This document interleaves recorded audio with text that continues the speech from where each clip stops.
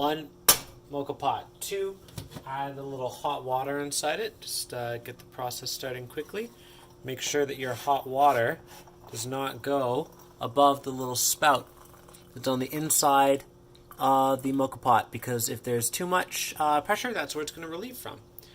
Then we're going to slap in our kafifi, which is just ground coffee on top. This is your one and only variable, is how coarse you grind this, but you're limited because underneath this coffee, right where the bottom of my thumb is, there's a bunch of little holes that all this water is going to boil up into, and the holes are pretty big. So if you're grinding at what I'll call generic store-sized grind, or a drip machine grind, you're gonna be very happy. You're gonna be perfect. Gonna drop that in there, plunk. Not gonna tamp it. You don't need to. I'm gonna clean this up a little bit because the rubber seal needs something strong to latch onto. I need to latch onto it and not burn my hands. So with the element, importantly, off, I'm just gonna grab onto this with a cloth like this. I'm just gonna put the top of my, oh, it's already hot, mocha pot on. I'm gonna twist it.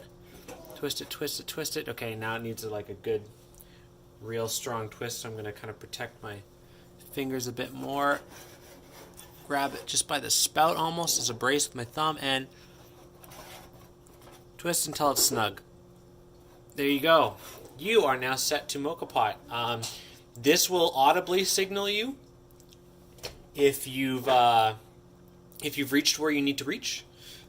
But you can also do this with the top open. All you're doing is getting a tiny bit, you're losing a tiny bit of heat as the coffee comes out. But mocha pot coffee is also very hot to begin with, so I usually don't mind that. This is going to be a really cool video because you'll actually get to see how long this takes if you already put boiling water in. I rushed one step. One thing I actually like to do is whenever I'm brewing anything, I like to heat up as much of the components of the coffee as I can show my face.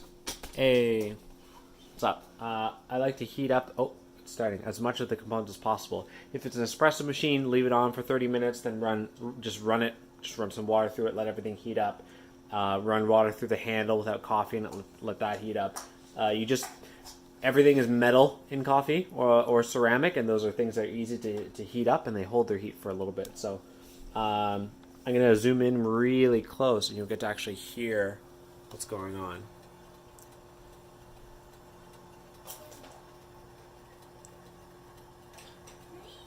Here we go. Coffee just started flowing.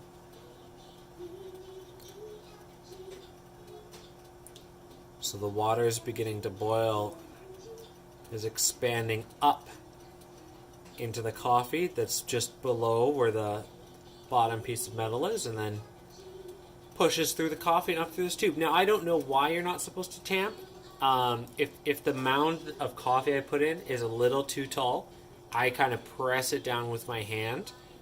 I think the issue is, depending on your grind size, if you tamp it, then maybe the water won't be able to get through from the bottom, right? It won't be able to leave there. In that case, this is when that little valve would actually activate. When the pressure is too great and the water cannot push up through the coffee and out the top here, then instead steam will start to come out here. So that would be an indication of either you're tamping when you shouldn't be, which is almost never, or your grind size is just too fine and it's too packed.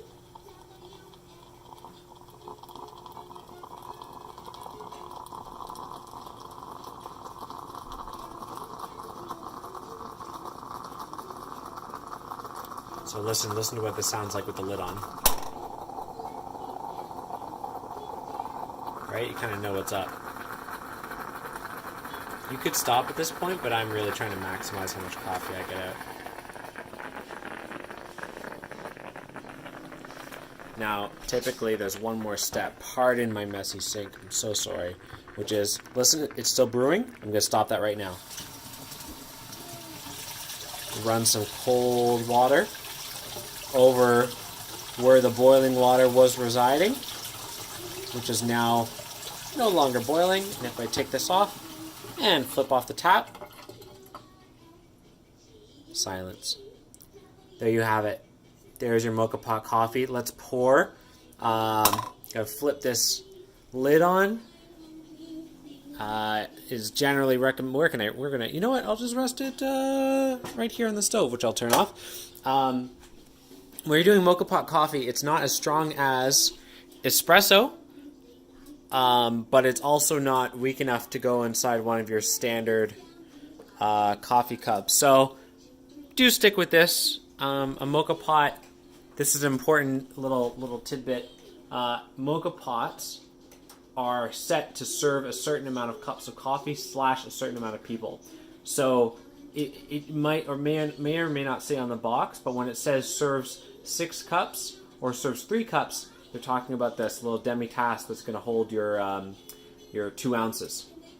So yeah, let's see what this looks like for the pour. Let's put it on top of this drip machine that I use when I have guests over.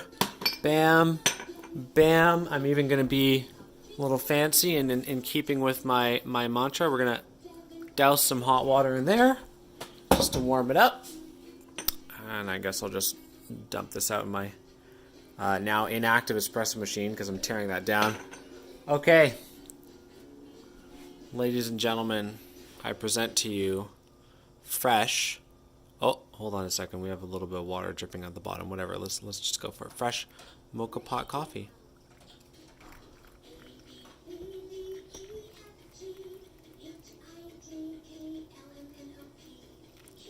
You like those ABCs in the background? Yeah, it's just some water dripping off the bottom. So that's it.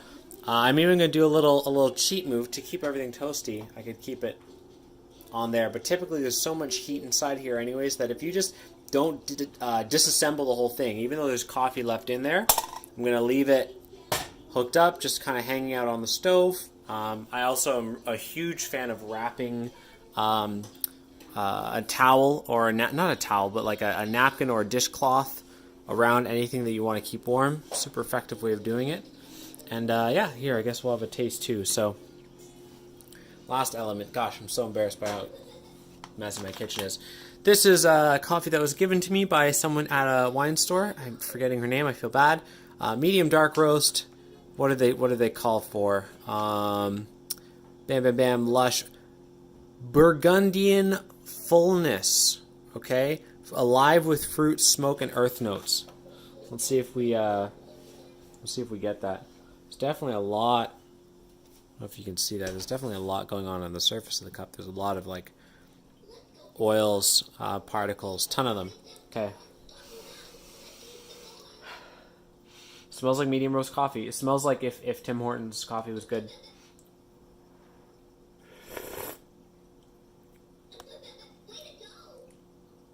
Oh, thanks, walking toy. Definitely does taste medium. Yeah, I see. So medium dark essentially means dark roast, which is typically devoid of the fruity flavors and mostly just like a mix on some sort of smoke burnt flavor. Like dark roast, not my favorite thing anymore. I used to love it. I would put this at medium dark. I would agree because it's actually got a little bit of that fruity aftertaste. A little bit, so it's like acidic start, smoky middle, a little bit of fruit in the aftertaste. So you still feel like you're getting coffee with a little bit of character to it. So points to Ethical Bean Coffee, which I've definitely seen in Save On, and for sure in all of your organic grocers. And this was given to me pre-ground, which is another reason why I thought it would be a great time to test out the mocha pot. Pre-ground's really only going to work on a drip machine. Mocha pot, you can also work on French press, but for pour over, you actually want something a little bit more fine. Dumping this into the filter on the top there, and then adding water, the whole structure that you try and create just collapses because these are so... if you think of really finely ground coffee as mud, this is like gravel, right? This is much coarser. So there's my little mocha pot tutorial review. Just felt like putting this out because I'm way behind on doing coffee content. There's a bunch I want to do. When I tear down that espresso machine, open it up, try and fix it, get some new parts. Want to review those coffees up there. Want to buy more local coffees. all this and more is coming. Everyone who watches, usually there's anywhere between like 4 to 10 of you. I love each and every one of you. I love serving coffee for people. It's why I have all this stuff, is whenever I have guests over, friends for board games, I love making coffee for them. It brings me a lot of joy and happiness. And second to that is being able to teach what I love to other people. So thank you for watching. Have a great whatever day of the week you're watching this, and peace.